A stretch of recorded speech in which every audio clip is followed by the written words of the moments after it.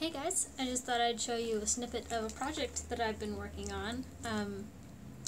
One of my, I almost said my boyfriend, one of my husband's coworkers asked me to fix her purse, which I'm very happy to do.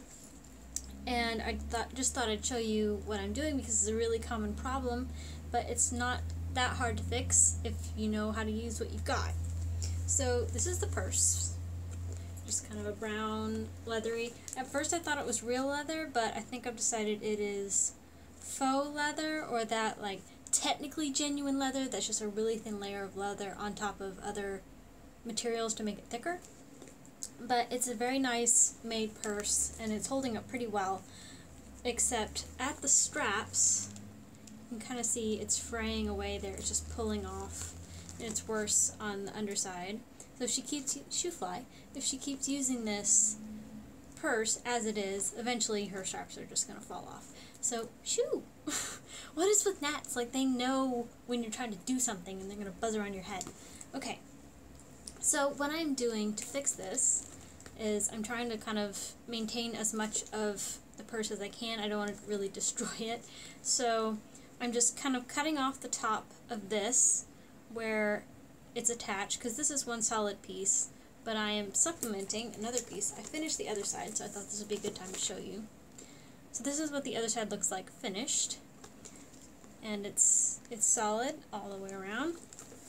And so what I've done is I've taken excess material out of the purse strap because it was a long strap and she had it cinched up almost all the way, and I could see where she usually wore it, and so she had plenty of room to let it out. So I took off some of the purse strap and I just looped it around this existing piece and sewed it in. So she essentially has a new bit to hold her strap on that's not going to wear out for a long time yet. It'll probably have about the same wear as the original what was on here, but you know, a new life for a purse. And I still have to do the opposite side, but I just thought I'd show you guys what I was doing because this is a really practical thing. And where I took it out of the strap was, this is the adjustable clasp, and on the back side where it's looped in, where nobody's going to see it, like, I'm obsessive about making my work look good, so it didn't matter for me, but if you're just kind of trying to do this at home and you're not that kind of person, a good thing to do is to take it from that underside and then just loop it back around, because this will always be hidden underneath the other strap. But yeah, that's where I took it off, and I used this because it's kind of a, oh shoot, what do they call it?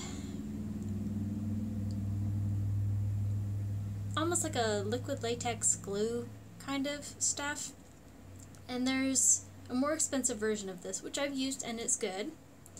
But I ended up buying this because I bought it for a different project and it was less expensive and it was going to serve my purposes.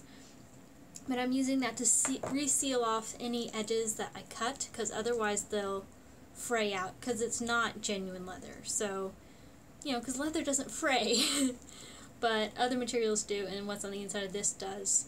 And I've sealed it off with something that, like, when it's done curing, it's going to be clear, so it's not going to affect the look of the purse, but it's going to keep that from fraying and hopefully make it last longer for her.